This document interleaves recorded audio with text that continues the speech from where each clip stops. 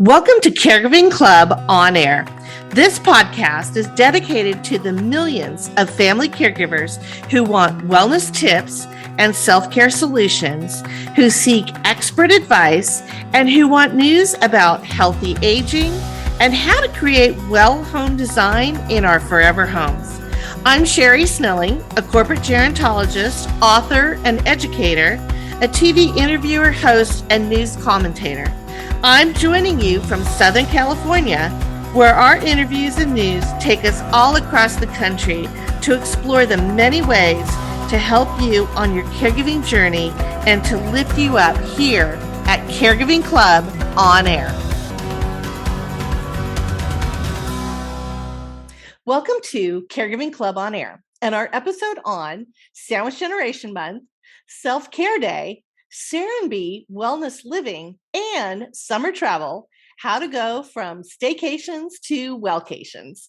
I'm Sherri Snelling, your host, and as I mentioned, July is National Sandwich Generation Month, so we're going to talk about the special challenges that caregivers who are caring for both children under the age of 18 while simultaneously caring for older parents or grandparents. What are the challenges that you're facing, and how can we help you find a little bit more me time? And one of our great interviews for this episode is going to be with Steve Nygren, who is the founder and CEO of Serenbe, which is a community outside of Atlanta that is a wellness community focused around what we love, which is biophilic design, which means love of life and love of nature. I think you're going to really love this interview with Steve. And so for our caregiver wellness news, as I mentioned, how do the sandwich generation caregivers find self-care? For International Self-Care Day on July 24th. We're going to give you some tips and hints and resources on how to do that. And then our well home design news, since we're talking about summer travel, we're going to tell you about a couple of things you may not know about. One is called respitality, which might be a term you've heard of before. And we're also going to talk about some of the new services that are coming around for older adults who aren't necessarily physically able to travel anymore. And so it's virtual travel for our older population. And I think you're going to find some of these things really interesting and definitely creative ideas for how to help our older loved ones stay engaged and feel like they're traveling, even if they're not leaving the comfort of their own home and their couch. And then finally, our Me Time Monday wellness hack is coming at the end of the episode. And for National Forest Month, which is July 11th through the 18th, we're going to focus on the color green, which is part of our 2022 Year of Living Colorfully theme. And we think you're going to find it really interesting how green makes us healthier and happier. So with that, let's go to our caregiver wellness news.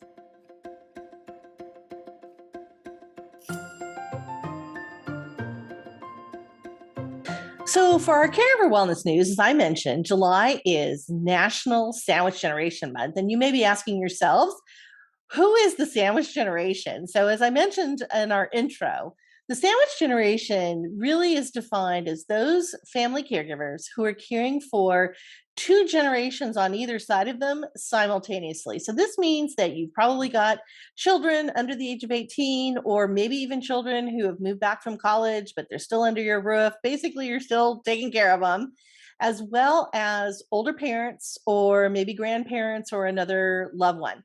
And according to the National Alliance for Caregiving, in I think their latest report and statistics on caregiving in the US, it was identified that about 24 million Americans, maybe a little bit more, are caring for two generations at the same time. So those are our sandwich generation caregivers. And there was another study that was done that said more than 1 in 10 parents in the US, so these are parents who have younger children, are also caring for an older adult.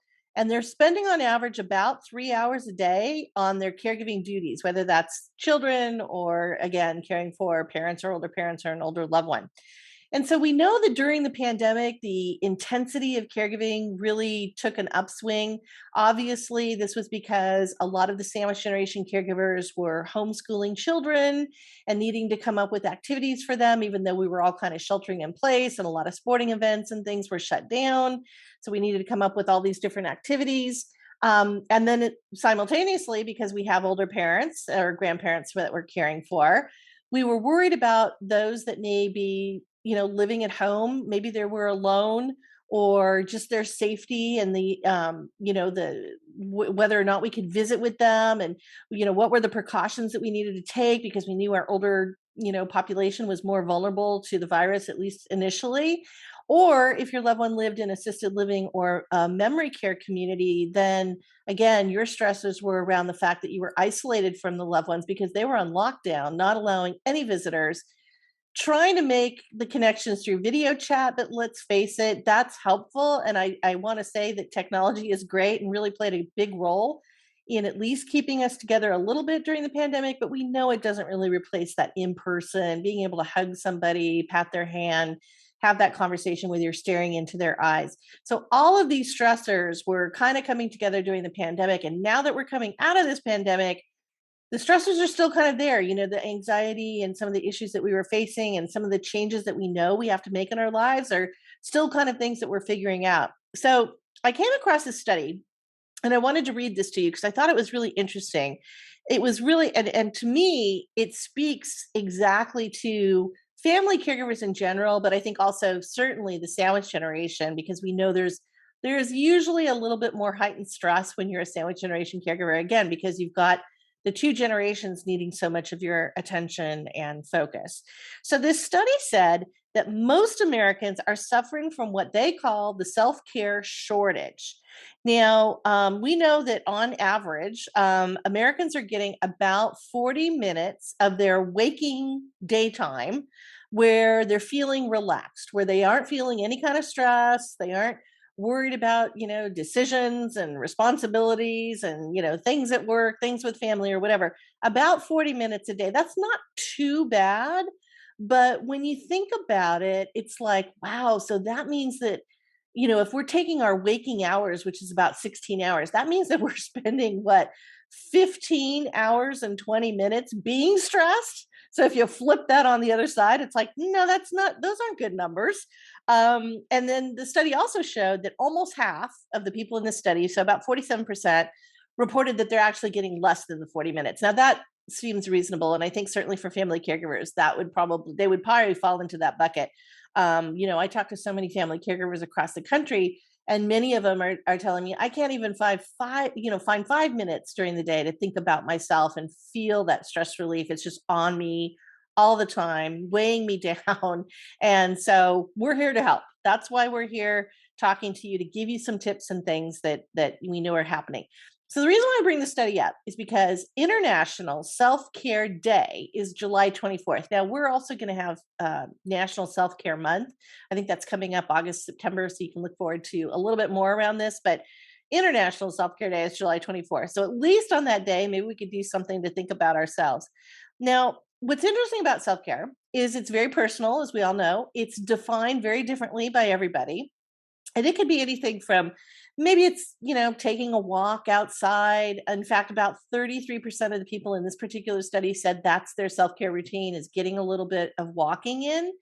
But it can also be something like, reading a book, or, streaming your favorite television show, listening to a podcast or some music, maybe doing some meditation, anything I think that feeds your soul.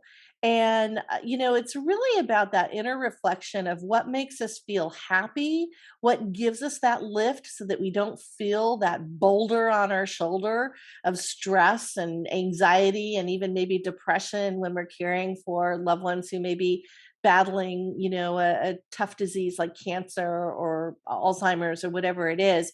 If we can find just a few minutes a day to relieve ourselves of all of those stressors and that intensity, we obviously know this has a huge impact on health. I think I've talked to you before about the telomere effect, which is you're literally taking days, weeks, months, years off your life with chronic stress that you're not managing. So we need to give you a little relief, a little break. And the other thing that the study found, so self-care is very personal. I can't tell you what your self-care is. You've got to figure that out yourself. But again, anything that nourishes your soul, that would be my definition of self-care. Now, the other thing that we know is the obstacles to getting there and doing your self-care routine are money and motivation. Okay, totally agree with that.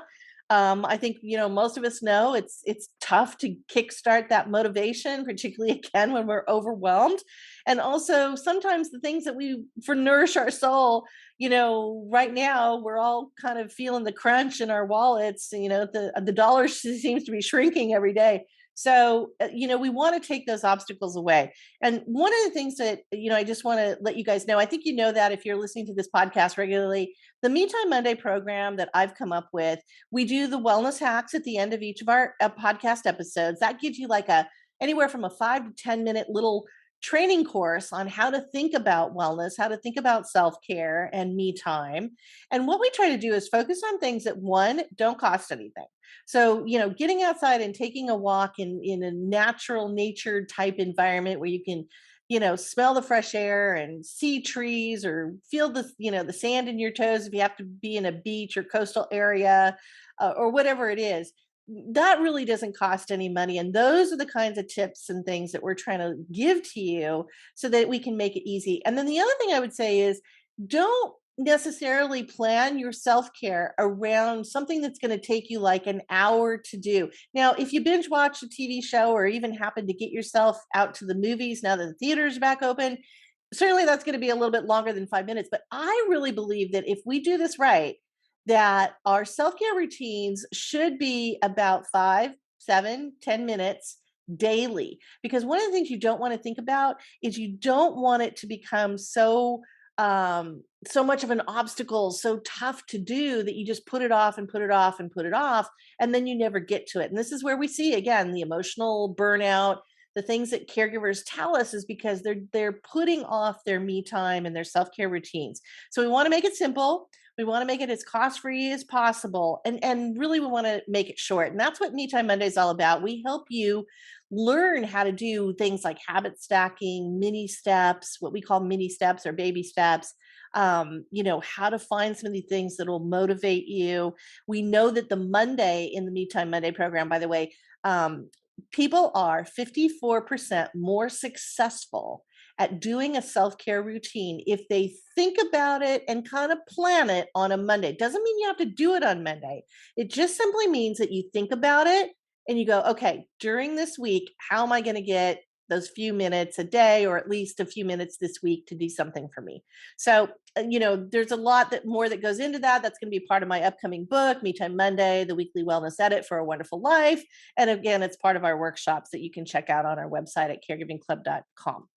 So with all of this conversation about wellness, I want to now turn to one of the best interviews I think that we've done for this podcast, which is with Steve Nygren, who was somebody new to me. I came across Serenbe, which was the community that Steve founded. And it's because they talked about Serenbe as being a biophilic community. And you guys know, I've talked about this before. I love biophilia. This is like my new favorite term. And biophilia is a Greek word that means love of life, love of nature. And so what Steve has created is this wonderful wellness community and neighborhoods that are about 30 miles outside of Atlanta in the beautiful Chattahoochee Hills and the forest area there. And what I love that he's going to tell us about is he's trying to give us back the kind of the wellness foundation that we had in America 50 and 100 years ago, where we lived in smaller communities and people really were there to support each other, and we were out in nature more and enjoying that. And so he's almost tried to reverse ourselves a little bit and giving us that wellness sense back, which we know does calm us and does help our stressors. And he's going to explain it much better than I do. So let's get to it. Here is my interview with Steve Nygren of Serenbe. Steve, I am so thrilled to have you, being interviewed today, and tell us a little bit more about Serenbe and how the concept really got started. It was really a result of my concern about our country farm being destroyed with development. We were very urban people living in Atlanta, and we found this farm just on a weekend whim, a drive to show the daughters farm animals. And it was a historic farm that we were for sale, but I had clarified that we weren't interested in buying anything. And of course, anyone with something for sale says, come on. And when we arrived, this Shetland pony was saddled and we bought the farm that afternoon. Oh my gosh. A pony will do it, particularly with little girls, right? How could you say no? And I envisioned that we would come out maybe a couple Saturdays a month. And so we leased the historic farmhouse out. And my wife fixed a shack in the back in case we ever wanted to spend the night. And to my surprise, it was where the entire family wanted to spend every weekend. And doing that weekend trek for 3 years, it was a value shift for me. A lot about what people have gone through this last 2 years in the pandemic would relate to what I was going through, and really reanalyzing what was important. And as I look back, I felt I was on the treadmill of life. I was just going faster and faster, and the scenery was looking the same. And we weren't making any major changes, no matter what board I was on or what we were trying to do. And I thought, my children now are at that time 6, 8, and 10, and I'm only going to have this chance once. Right. And so I decided to sell my company. We sold the big house in the city. I resigned from most boards, and we literally stepped off the treadmill and put in the organic garden, bought lots of animals, and life was fabulous. And in my 6th year of retirement, we became concerned about urban sprawl. And I did sort of the natural thing and started buying more land. I was going to buy my protection. And at 900 acres, I realized if you're in the path of urban sprawl, 900 acres, it doesn't change it. That's just like you're an island in a zoo, right? Right. And so we started looking at what we could do. And Ray Anderson was a dear friend. Ray founded Interface Carpet and was the first U.S. industrialist to put his company on a carbon neutral footprint and path in the 90s.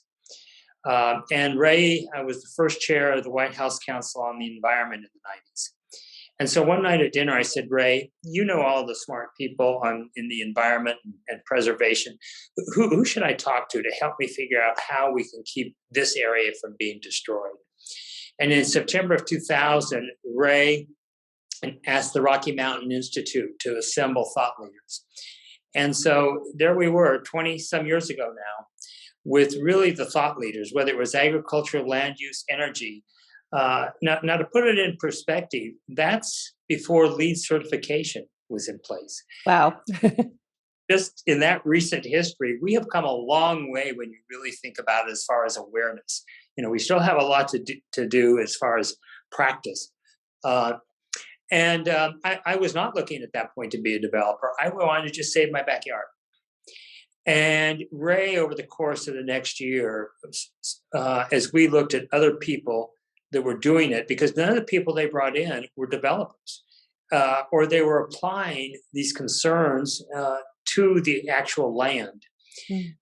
And somehow I stood up and during that and realized that we had to do this. There had to be an example to show that this wasn't crazy stuff. In fact, as I was realizing, this is no different than we had communities before World War II. This wasn't new ideas. These were bringing back old ideas as far as having a farm next to where you lived or organic. I mean, that's the way farming was prior to the 40s. Well, and I love that part of your story. And I have heard you even talk about, this is kind of the founding of America, right? Where we were living in multi-generational kind of communities or homes. And as you said, we were more in nature and one with nature. So what I love about when I came across Serenbe is that you actually describe it as a biophilic community. And that's my new favorite term, by the way. I'm doing a lot of research and a lot of work in that area, but tell me how you define biophilic community and what that means in Serenbe. Absolutely. So Of course, when we started this, and I had these ideas, development friends, we had a lot of friends in leadership and real estate people. They all were convinced that I had really lost it in my retirement. That this was kind of going to that I was naive and thinking what I could do in the development world. And so we sort of just tucked our heads in and just kept doing. And we found the market was much more ready for us. Mm. And then, of course, we were selling everything we could put on the ground. And then 2008 hit. Mm. And that recession was challenging for everyone. And so we lived through that recession, and we started stepping out of it earlier than most. And we found that the analysts that wouldn't even take any of these concepts seriously were discovering that walkable communities and environmental communities were some of the first to step out of the recession. Mm. So suddenly people started showing up to see what Serenbe was all about, because at that point we're in, 8-10 years. Right. And people were wanting to identify us as a new urbanist community. And we are, but new urbanist communities aren't necessarily environmental. Right. We were the beginning of the agrihoods. That was sort of coined that term when a New York Times reporter was doing a story on us, and she called us an agrihood. Right. And there is now an agrihood movement, and the Urban Land Institute refers to us as, we're the beginning of that. And then we're in the Urban Land Institute's top 10 environmental communities. Mm-hmm. Now, dense or have commercial or have farms, and so we're the only one that are in the top 10 of those three. And so everyone wants to have a tag. Who are you? And so I started looking at it, and back in that original Rocky Mountain Institute charrette, we talked about biophilic design. Bill Browning, a real leader in that, as in Stephen Kelbert was teaching at Yale courses, Bill Browning, or Tim Beatley at the University of Virginia. But it was, and E.O. Wilson had made that popular. But it really, wasn't. When we decided we were going to call it biophilic design and form the Biophilic Institute, there was a lot of pushback from our people and our marketing and branding people. They said, nobody knows how to spell that. How do you pronounce it? Who is that? How far that's come in the 10 years, because it's amazing. It's all over the place now. Biophilic design is not a strange word. It rolls off people's lips. It does. Well, and it's about obviously being, again, kind of in nature and having these natural elements. But I think also that you were way ahead of this wave that we're seeing now in wellness communities, and biophilic design has, a play in that. But, talk to me a little bit about how you designed, because you started out, I think, as a B&B, right? Like as an inn, and then it became the homes. And you talk about there's different hamlets within the larger community. Tell us a little bit about how that looks. Yes. So, well, when we moved out here, of course, we started restoring the house. But we had our great cottage, and then we'd taken a barn for our city folks when they came out, and we had, a couple bottles of wine. We didn't want to drive it back, so But then when we restored the house, we had these two great guest houses. And suddenly, after a couple of years, I realized I had more friends than I realized. And the only way to post bed and breakfast rates, and then the paper started talking about they knew where we'd gone. We were in the woods running to bed and breakfast. So that just kind of, we stepped into it. It's kind of a hobby, and it was kind of fun. But then we decided to do the community. Everyone thought we were crazy, as I mentioned. And so I said, well, we'll build a townhouse, because no one could imagine a townhouse in the woods, in the forest, because the girls were getting ready to head to college. And then we would turn that bed and breakfast into a full inn and start dinner and what have you. So that's kind of how that evolved. The land plan on the community is modeled after the countryside of England, because in my retirement, we went to England a lot, because it was a foreign culture, but you still spoke English. So it was perfect for young children to kind of have that experience. And so we had a dear friend that lived in a little hamlet outside London, southwest of London. And so we really became familiar. And after World War II, they put good land policy in because they couldn't afford urban sprawl. The island was only so big. Mm-hmm. We were very interested in a lot of those concepts. And the Rocky Institute helped me find Phil Tabb, who did his doctorate on the English village system. And at the same time became a trained sacred geometrist, so understood the balance of nature. And so Phil has been our land planner since the very beginning. So this is under that. Now, we had to change Georgia laws and in laws in Metro Atlanta. And so it was quite a trick bringing English land law to a property rights southern state. The University of Georgia and Tech and Texas A&M all were instrumental in helping us form regulation to where we changed both local zoning laws and state transfer development laws to make this happen. Right, which is so fantastic that you got that kind of support, from within the community. One of the things that I also think is really exceptional about what you're doing. So we talked about biophilia and we talked about nature and kind of the eco-friendliness part of this and organic farming and all that. But you don't, some people who like me or a boomer might think, oh, it kind of sounds like one of those communes back in the 60s, but you don't talk about it at all in that way. And I also think the social interaction is as equally important to the wellness aspect of your community. So tell me a little bit about how you do describe what you've built and what the social interaction of the residents is like. Well, here again, it goes back to the, pre 1940s. We have 8 to 10 foot front porches pulled near the sidewalk. Now, this really became important in the middle of the pandemic because people could sit on their porches and still communicate with their neighbors walking by on the sidewalks. And kids this affected a lot of kids around the nation. Our kids could talk to their friends because they could, be on their bicycle outside the front porches. That connectivity was there at the start. And medical research now, especially it's coming to the forefront, shows that what greatly affects our mental attitude is connecting to nature and connecting to one another. And we've been building places that separate us from both for the last 50 years. And then we wonder why antidepressants have increased fourfold each decade, and the statistics aren't even in on this last decade. So there's so many things that we've done that are a result of what I call rut thinking. We just keep doing the same thing without looking back at the causes that may not be a direct effect.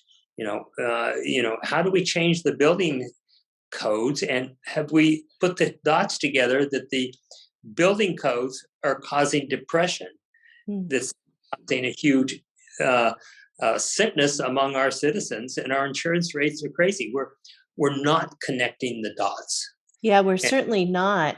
And, I have a question for you. There was a movement, there still is a movement actually. And I know ARP has been behind this and the Milken Institute about really making our urban cities more age friendly, having age friendly cities. So there's walkways and there is beautiful nature sites but there's a lot of, things that you can walk to, for instance, and bringing people back into the city life.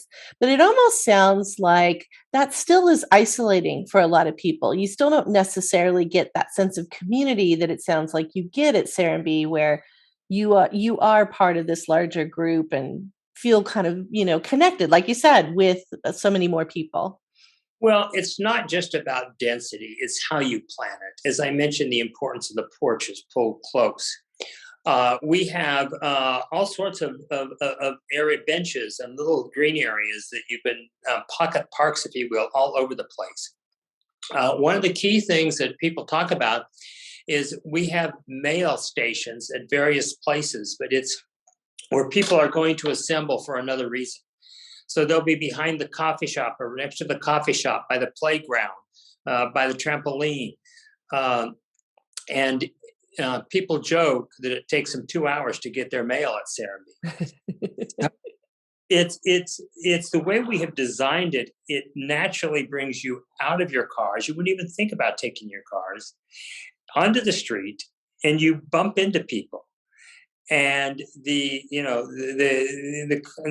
coffee shops, the markets, the things that are going on, the arts programming, it's all out and about to where you maybe aren't headed there, but you're distracted or someone moves. And several people have said it's like going back to college. That spontaneity that you found on college life is what they're finding here. And we have top thought leaders and executives. Probably our biggest influx, especially in the last 2 years, has been Wall Street, Silicon Valley, and Hollywood. Now, a commune,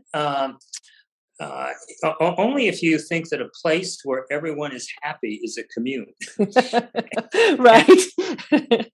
And this may not, we find that it's sort of self-selecting in the fact that it is, you can feel how you can just feel the people waving at you, kids freely, the birds. We don't allow air compressors, so everything's geothermal, so you don't have the busy noise of the city. And for a pessimist, it seems too good to be true, and there must be something. It must be a community of rules. People that have hope that we can live better and we can change things identify with what we're doing. And so just imagine living in a community that naturally attracts people with hope.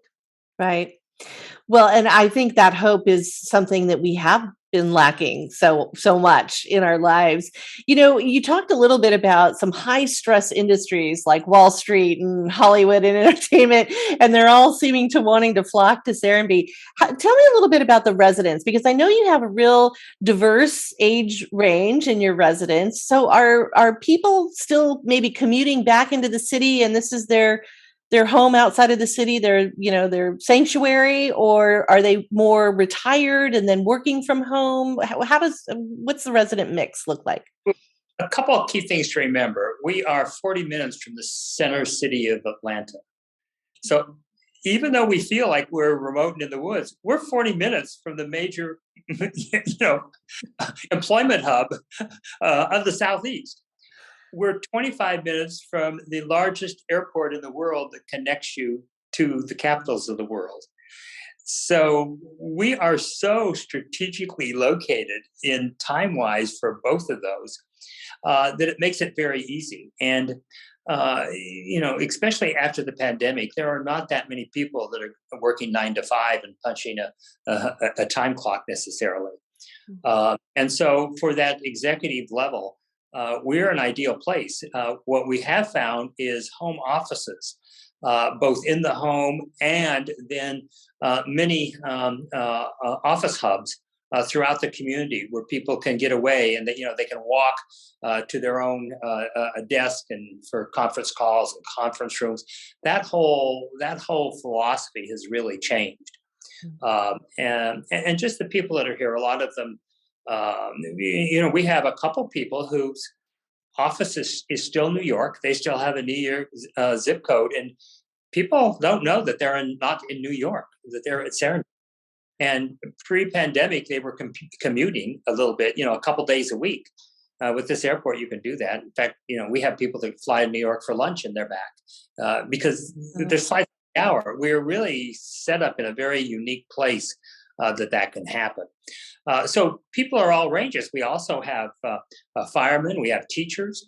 We have rentals, and so we have people that are working in the restaurants. The guy that has the bike shop. They all live here in the midst of the community. So it's a complete range: economic, racial, sexual orientation, and age. I would think the bell curve is around 40s and 50s, but we have 20-year-old homeowners and 80-year-old homeowners. Mm-hmm.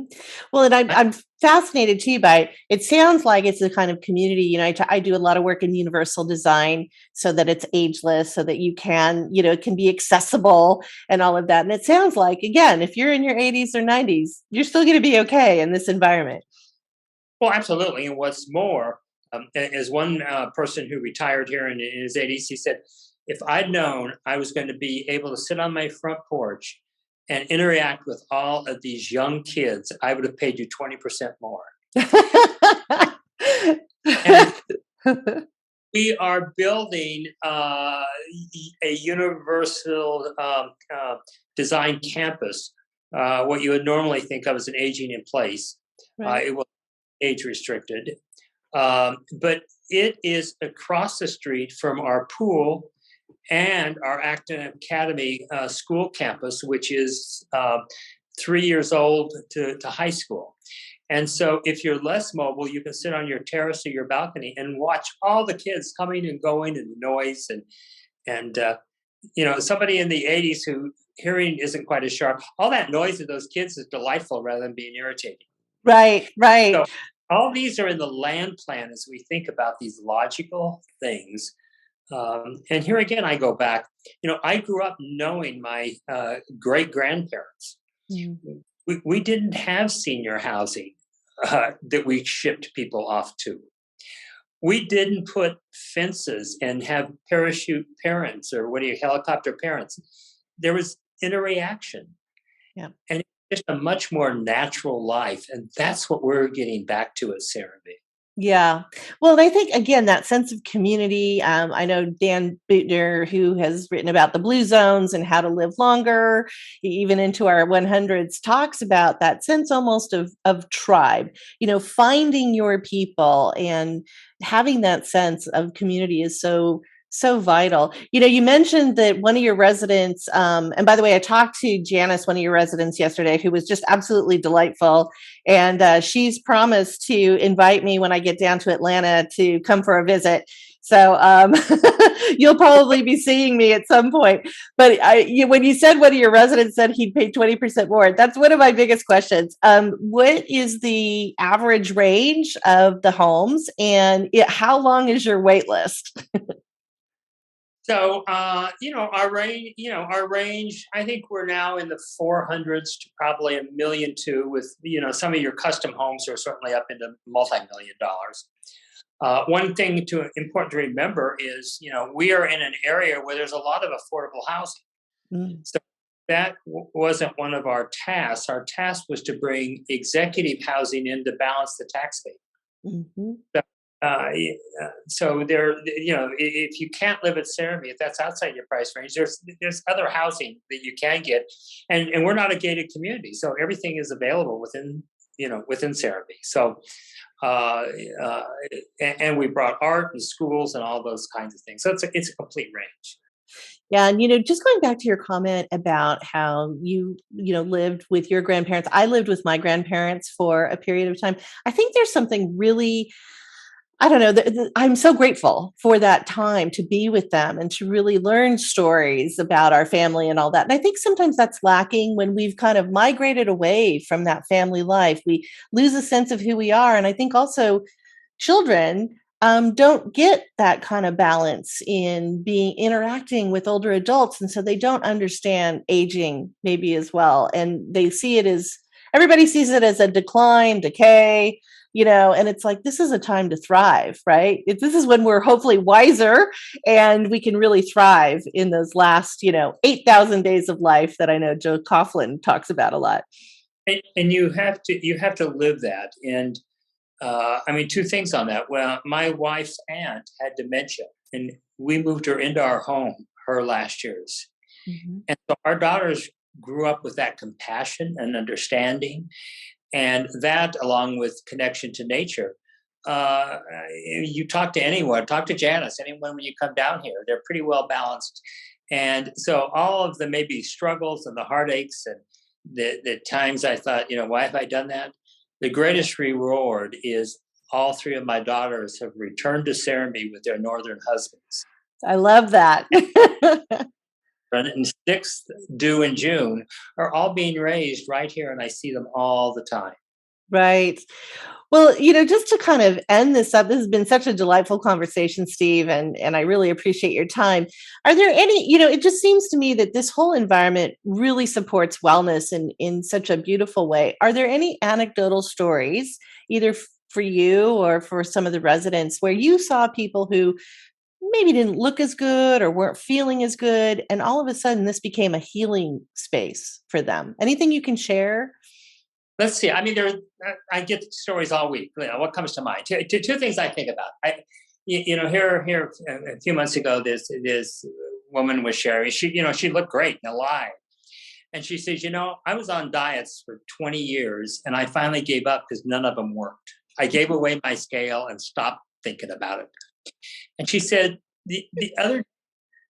my clothes were looser than I had remembered them ever being. And I borrowed someone's scale after living here for only 6 months.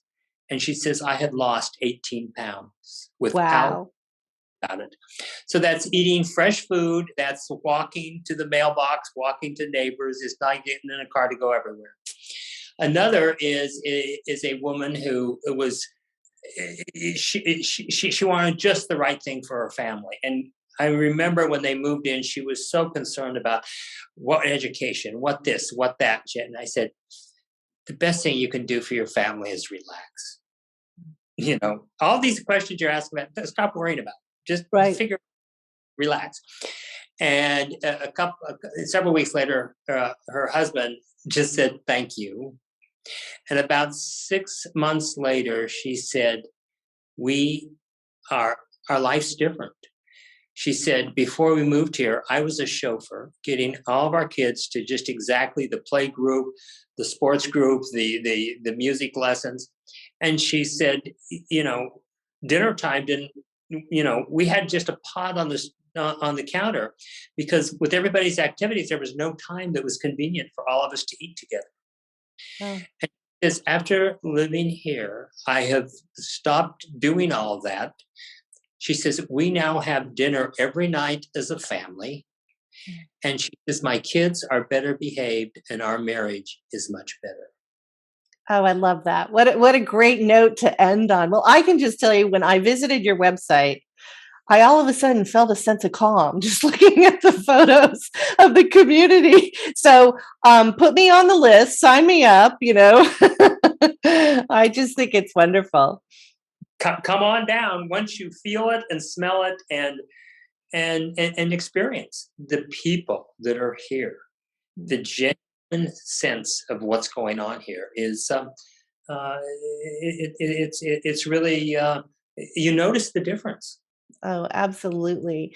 Well, again, Steve, thanks so much for taking time out of your day to talk to me. I really appreciate it.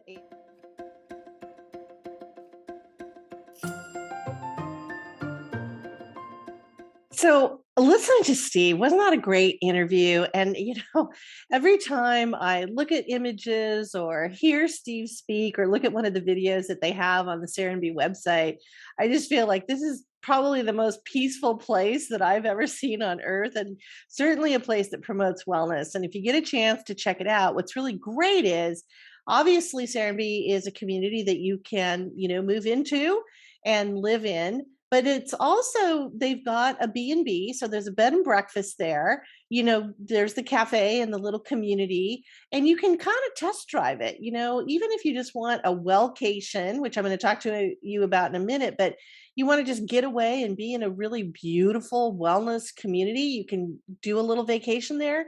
And, I did an interview for PBS Next Avenue that included a lot of the information about Serenbe, and I'll have a link on our episode guide to that. But I interviewed one of the residents, Janice Barton, and she did exactly that. She was working in Atlanta. She needed a getaway. She was really stressed and said, hey, I just want to be in fresh air and in the forest and, near a river and all of those things. And so she took a very long weekend and went down there and then wound up buying her forever home, which is where she now lives in Serenbe. So, you can do that as well if you want to kind of check it out. But it's just a gorgeous, beautiful place. And I think what Steve and everybody at Serenbe has done is just really wonderful. So, a couple of things that I just want to mention before we get into our summer travel and our vacations is that, first of all, our environments, I talk about this a lot, and this is now the theme of my third book called A Family Caregiver Guide to Wellness, the Snug Home. And, we don't think a lot about our environments and how much they impact our health and our wellness. And yet we know that's one of the 7 key elements that I talk about that is part of our wellness programs and our wellness workshops around Me Time Monday. because they not only help us physically, but they help us emotionally. And a lot of this is tied again to what we call the ancient brain, kind of being in nature, from hundreds of thousands and millions of years ago, being out on that African savanna and having the wide open spaces and the grasslands that showed us, okay, there's food sources, there's water sources, the mosaic of trees. So we knew there was shelter from the sun or the rain, or also shelter and protection from predators. So we could climb up in those trees to protect ourselves. And being out in fresh air and the wide open spaces, as I said, all of these things are still really embedded in our brains and in neuroscience. And so when we can replicate those things as much as possible, and particularly in our environments, it gives us a sense of calm. It gives us a soothing security, all the things that we know we're suffering from. We have a deficit in all of that in our lives. So I do a lot of work in this space now with well home design and just different assessments that we do for private clients to help them design their homes in a more wellness, well-designed way. But also, as I said, I'm doing a lot of research and writing my next book on this. So I wanted to give you a little bit of sense of some of the research that I've come across that I think is really interesting. So one study showed that parents pass on their love of nature to their children. Okay, that probably makes a whole lot of sense. But what's really interesting is it really does start with, those of us who are parents giving that love of nature to our children, immersing them early on in kind of the wonderful things that you can find in nature. And I think back to my childhood, and we did a lot of, we would go up to here in Southern California. We're lucky because we're only about 2 hours out from going up to Big Bear and Lake Arrowhead and, some places where you can kind of hike around and you've got forest area and all that. And we'd go fishing. And it was just a really idyllic time. I think about that now when I think, when was the last time I went fishing? I need to get back to that. But, really bringing your children into nature, I think is really important. And the other thing is there was a study that showed that people who are closer to nature and have some kind of nature in their lives, whether it's nature walks or whatever you're doing, actually eat healthier. And it's because the neuroscience, our brains are triggered to recognize during those nature walks or those hikes or whatever it is, the food source, the greenery, or maybe it's the colorful plants and things. And so when then you think about your own diet and your nutrition, you crave leafy greens, you crave some of those vegetables that are colorful. So it's very interesting, and there's a lot more science now that's going into this. We also know that children who grow up in a biophilic design community like a Serenbe actually reduce their cellular aging. So it's even better than exercise. And this is for children. This is what this one study was done on, but I think it also relates to us as adults. And that is that, if we can lower our levels of oxidative stress, which we get from being in, kind of noisy, cramped, high trafficy areas and where we're feeling that stress during our daytime, we want to lower that because that's the underlying cause for cellular change and damage to our cells that leads to things like cancers and Alzheimer's years and years later. So we don't see it immediately, but it's building up. And this is one of the things as a gerontologist, I don't just look at people who are older. I look at what are your lifestyle choices from when you were a little kid and your parents were helping you with those choices all the way through your life.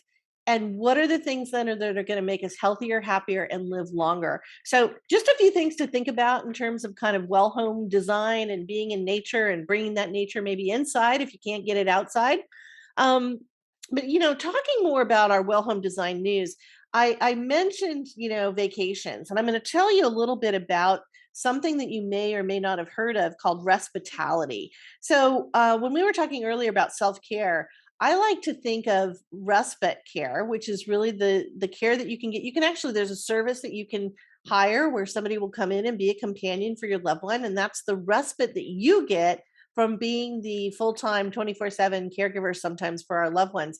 So getting that little break, I call them wellcations. Now, wellcations is a trend that's happening in the travel and hospitality area, where people are going to resorts to de-stress. We're not going necessarily to, travel around and look at museums and all kinds of other things. We just want ways to de-stress. So wellcations have a broader definition to the outside world. But for me, and for the work that I do with caregivers, I like to call these little respite breaks. And even if it's a 5 minute, get 5 minutes for yourself, I call them mini wellcations. So that's my new terminology for you. So respitality is really interesting. This was started years and years ago, actually for special needs parents. And it was started by the United Cerebral Palsy Association, where they started making deals with hotels where the hotel would allow for the United Cerebral Palsy Association to bring in a care worker who could care for the child with cerebral palsy while the family caregiver, the parent, or the rest of the family were able to go enjoy things like maybe going to the pool, or maybe they're near a resort and they could, go to Disney World for the day and still know that their loved one was cared for, and they could be with them when they got back to the hotel room, but not having to, leave them behind, or not having to give up the vacation altogether. So respitality has been a really great service. It's been out there for a while, again, within our special needs parents population, but now it's making its way into senior care, which is what we like, because we've got a lot more parents that we're going to be caring for, even than children, over the next couple of decades. So one of the things that you'll note is that a lot of assisted living and even memory care communities out there offer something called respitality. So what this means is, let's just say that you want to take a family vacation to Florida. I'm just going to use that as an example, to see Disney World. But you don't want to leave mom behind. She's, maybe she's living at home alone. You're a little worried about her. There really isn't anyone that you feel comfortable, and she doesn't want to have maybe somebody coming into the home or whatever. So rather than put that vacation off, what you can do is two things. One is you can find an assisted living or memory care near her where she lives. And, it's even like a test drive to see if she even likes that community, maybe for the future, if she ever needed to move. But it's a place where obviously she's going to get great professional care, but she's also going to have her peers that she can do activities with and talk to, and those kinds of things. So that's one option. The other option is, if your parent is more able to kind of make the trip, whether that's airline flight, which is really tough these days, as we all hear on the news headlines, or maybe it's the road trip, or wherever you're going to get to your vacation. If they're able to physically make that trip with you, you can bring them with you. And then you can find an assisted living or memory care that's near the resort. And a lot of these resorts now, the concierge will help you because they've got partnerships.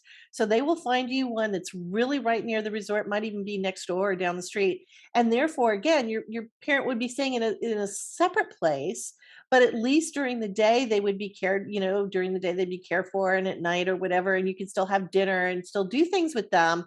So you wouldn't have to be away from them. So just a couple things to think about with respitality, and to give you a sense of what that would cost. This is a national average, but a lot of them cost about $155 a day. So it's the same as a hotel room. And then some of them are doing discounts right now because we're trying to get people back to doing travel, particularly domestically. And so they're offering, like, if you do 5 days, you get the 6th day free or whatever. So look for some of those packages and look for some of those discounts, because there's also a lot of senior discounts. Make sure you're using your veterans, discounts, your AARP discounts that your older loved one has, or whatever. But think about respitality. And I just want to do a shout out to Scotland, not just because I have Scottish heritage, but also because Scotland has really led the world in a lot of the respitality services. And in fact, Scotland has something called Respitality, which is run by a charity called Shared Care Scotland. And they are in partnership with the Scottish government. And what they do is they connect the local caregiving organizations. By the way, they call it care organizations. They don't, caregiving is carers, or caregivers or carers over in the UK and in Scotland. So they connect these local caregiving organizations with hospitality, tourism, and leisure businesses. And then they give a discount or even sometimes free hospitality or care to the loved one when you're planning your travel and planning your vacation. So it's a great example of maybe where we might get to at some point, because right now it's a lot of out-of-pocket expense still for families. But I think it's, it's showing that there's a lot more attention that's going on in terms of traveling with our older loved ones. So along those lines, I also wanted to mention to you something that I teased you with up front, which is virtual travel services. Now, this is actually, I am seeing a lot of different companies, startups, as well as other companies, but they're really becoming huge hits with older adults.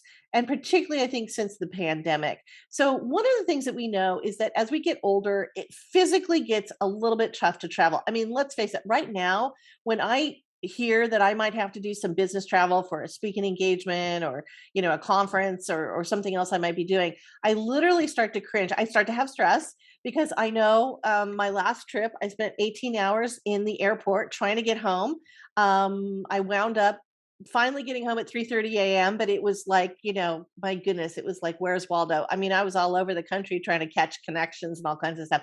So everything that we're hearing about right now with airline travel, is not enticing, and certainly not for an older adult, where it's going to be a lot more stressful, a lot more wear and tear on somebody who physically doesn't have the kind of stamina to stand around in lines, and the patience, and the dehydration. I mean, there's so many things to think about when you have to wait and get on and off planes and all that kind of stuff. So the airline travel is not looking really super attractive for older adults. Sometimes road trips, will work, train trips, cruises, certainly. And by the way, I have a whole article on this, on how to travel with an older loved one in all those different, respects, on the episode guide page. So you can check that out. And I give you tips on how to travel, again, on cruises and other places. But what's happening in this virtual travel that I really love is that if you physically can't go somewhere, it shouldn't mean that you can't experience it. And that's what this virtual travel is all about. Now, in the assisted living and memory care facilities, there are a lot of virtual reality companies now that have made deals to come in, and with the, headsets, the virtual reality headsets, they take groups of, older adults on trips to different places, and, maybe even travel back to your hometown. Google actually did a really great experiment with veterans a few years ago, with Vietnam vets who could not get to a parade on Veterans Day. So they did a virtual reality parade where they could experience the parade and feel like they were immersed in it, even though they weren't physically there. So there's a lot of great stuff that's going on with virtual reality. But I will say one thing about virtual reality, just a quick FYI, as we all know, for older adults, sometimes it can be very disorienting to have the headset on. If it's a large, kind of heavier headset, it's not comfortable. You don't have the neck strength necessarily. It strains the eyes. It can, be a little bit almost agitate, create a little bit of agitation or just not be comfortable. So you want to be cognizant of that. It's not to say everybody will feel that, but you just want to be sensitive that to older adults, if you're a gamer, virtual reality headsets are like, you could walk around all day with that thing on your head, right? But for an older adult, it's not so easy. So the services I'm going to tell you about don't require virtual reality to immerse you. And here's what they do. You do need an internet connection. So your loved one would, you could get them set up if they aren't already, but they would need to be on the internet so they can access these trips. And then what they do is they sign up just as they would for a regular, tourist trip. Like I know my mom and stepdad love these, I think they were called Talk travel trips or whatever. They love that group. They did such a great job, particularly, with European travel and all that. Anyway, you sign up just as you would for any other tour, and you have a tour guide, and then you get to see, and there's other people across the country, and it's all dedicated. Most of these are dedicated for seniors.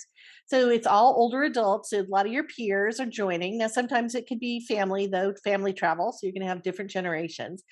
And then you go online at the designated time, and the tour guide, could be in Paris, and she's taking you through the Louvre, and she's explaining, the Venus de Milo and the Mona Lisa and all these other things. And it's exactly like if you were there literally in person, but obviously, you're not. The tour guide has a GoPro on their head, I think, and they use, their smartphone and other things, but it is like being there, and you get to interact with the other people on the tour because people are making comments in the chat or even asking questions of the tour guide.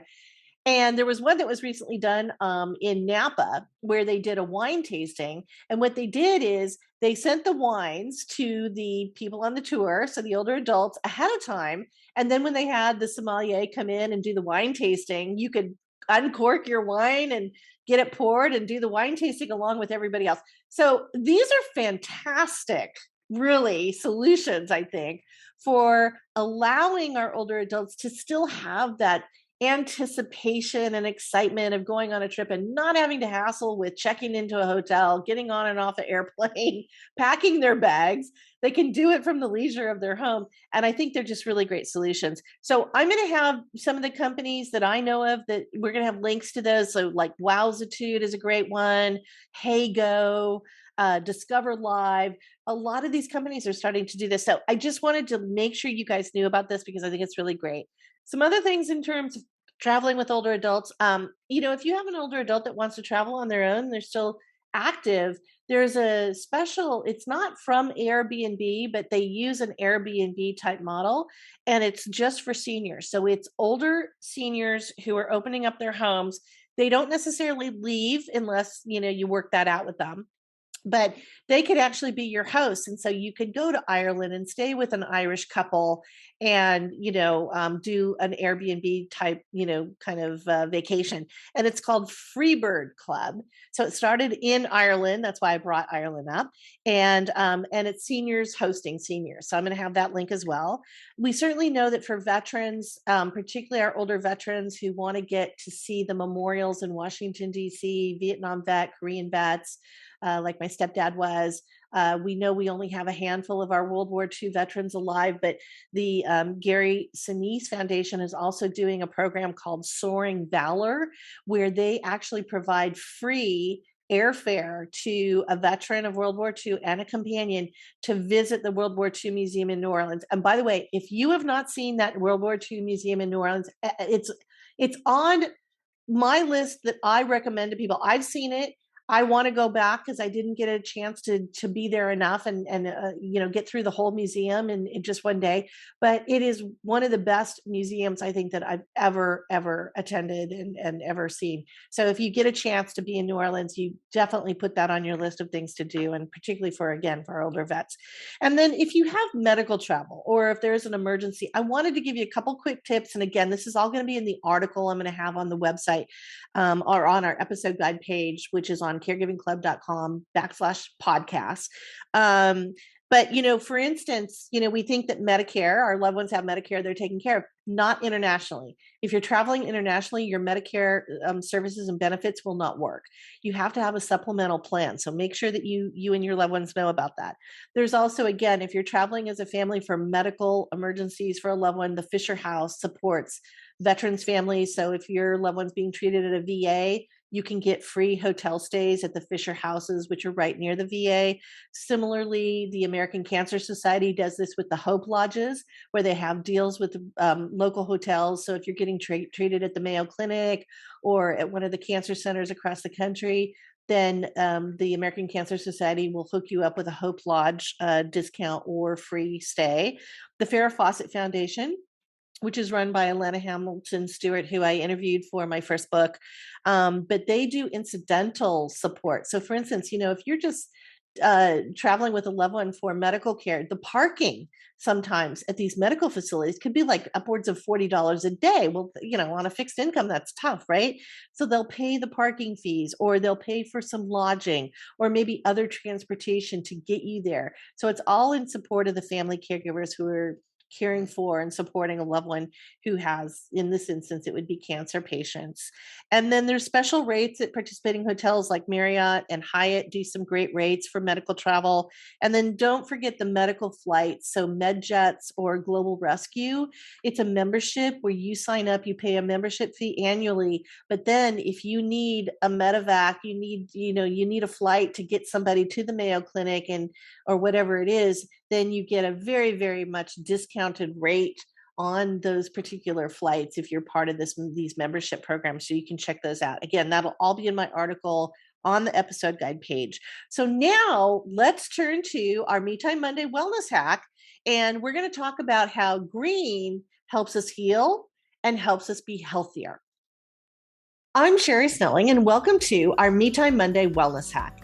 This episode's Wellness Hack, we pick another color from our Year of Living Colorfully theme, and our color is the calming, rejuvenating feelings we get from green. Green is a powerful color. From an emotional standpoint, green makes most people feel refreshed and relaxed. It falls into the cool category when we talk about color psychology. In fact, it is almost in the middle of the color spectrum, making it one of the colors we see the longest, even as our eyes grow older. Because it is considered a cooler color, as opposed to warmer colors such as oranges and reds, our eyes do not have to adjust to see green because it uses a shorter wavelength. Green has been shown to calm the body, reduce respiration, and lower blood pressure, which is why surgeons often wear green-blue scrubs in operating rooms to calm patients. Scientists have also explored green in terms of optimism and hope. In one study, more people were likely to recall positive words written in green, leading researchers to theorize that green carries more positive emotional connotations. A different study published in Psychology and Aging found that hues of green are considered the most optimistic colors, especially as we age. In another study, participants exposed to the color green experienced increased feelings of hope and decreased fear of failure, kind of how we feel when we find a four-leaf clover. Now, green is also the color of some of our favorite pop culture characters, especially from early childhood and our teen years, when our brains we're still imprinting our feelings about good and bad influences. So our cast of green characters includes Kermit the Frog, the Grinch, who grows a heart in the end, the Green Hornet, the Hulk, and certainly the wise Jedi Master Yoda from the Star Wars movies. Green influences in childhood may mean better health later in life. One study found growing up near nature can reduce cellular aging, maybe even more beneficial than exercise in children. While another study found that kids and adults who regularly get out into nature eat more healthfully, especially leafy greens and vegetables. Beyond childhood, green color tones spark more positive effects in older adults when it comes to memory and recall. And as we age, our vision starts to change because at age 60, the pupils need 3 times the light needed when we were age 20. The eye translates light into colors, and the human retina identifies colors between 400 and 700 nanometers. So with the color green located at about 550 nanometers, it is the easiest color for the retina to perceive. This makes hues of greens the best color choice for older eyes, whether it is in home design, clothing, or marketing messages. Now, green is often associated with being outside, yet we spend 95% of our time indoors, and we have all kinds of technology now indoors that has only evolved over the last 100 years. So things like air conditioning and TVs and video games and computers and washing machines and dishwashers, and even our electrical lighting. Research has shown that staying indoors, especially during daylight hours, makes us less well. Now, in 1858, Central Park was built in the middle of the fast-growing New York City. And that's what this picture is if you're watching us on video. While we think of Central Park as a place for meeting friends for lunch at one of the many restaurants, or taking a walk, or riding boats on the lake, or playing an impromptu touch football game, it was actually built for getting the city's population outside into fresh air, and what was called the Poor Man's Lung Project. Frederick Law Olmsted, who designed and built Central Park, said it was the lungs of the city to fight the rampant disease in unsanitary and cramped living quarters, especially among the city's poor populations. With 39 million square feet of trees that oxygenate the air in Central Park, or what we call forest bathing, it was the largest public health initiative ever undertaken for that time. When it comes to scientific studies, researchers found that children exposed to green spaces had lower levels of oxidative stress. In fact, green spaces appear to have a special quality that is lacking in other public areas. So contact with green space can provide restoration from stress and mental fatigue. This so-called restorative quality of nature is backed up by results of national surveys in several countries, which have consistently shown that people consider contact with nature one of the most powerful ways to obtain relief from stress, regardless of your culture or where you grew up. Now, there is a term in wellness often associated with the color green, and it is called biophilia, which means love of life or love of nature in Greek. Research on healthy living shows more greenery in both outdoor and indoor environments can improve cardiovascular health, reduce depression, and increase mental health. Researchers at the Brigham and Women's Hospital and Harvard T.H. Chan School of Public Health found in a study of 100,000 women that those who lived near more green spaces had a 12% lower mortality rate than those living in locations with fewer plants and greenery. Another study found patients in a hospital room with a nature view on trees and greenery were discharged twice as fast and needed less pain medication than those in a standard hospital room with no windows. And yet another study found a decreased risk of dementia and Alzheimer's in adults over age 60 who lived in biophilic designed environments. When it comes to our homes, green can also help us overcome seasonal affective disorder. During the colder winter months, when our landscapes are void of the energetic reds and oranges and pinks and yellows and and greens of spring and summer, the life-affirming color of green provides an energetic, life-affirming feeling, even if it is a perennial plant or green couches or pillows. So why is green so powerful in calming us down? Well, the healing and comforting color of green goes back to our beginnings. It all has to do with the neuroscience of our ancient brains and our five senses of sight, sound, smell, taste, and touch. Over 100,000 of years ago, maybe even millions of years ago, we lived on the African savanna. There were wide open spaces and we could see any predators or prey approaching. There were also green grassy areas that let us know there were food and water sources. And the mosaic of green leafy trees gave us shelter from sun and rain and protection from predators where we could climb to safety. And then there was fresh air, blue skies, and light and dark periods of night and day that set our senses and our body clocks for health to this kind of living environment. To feel secure and stress-free, we need to replicate this ancient environment so our home designs bring about the optimal wellness we felt on that savanna.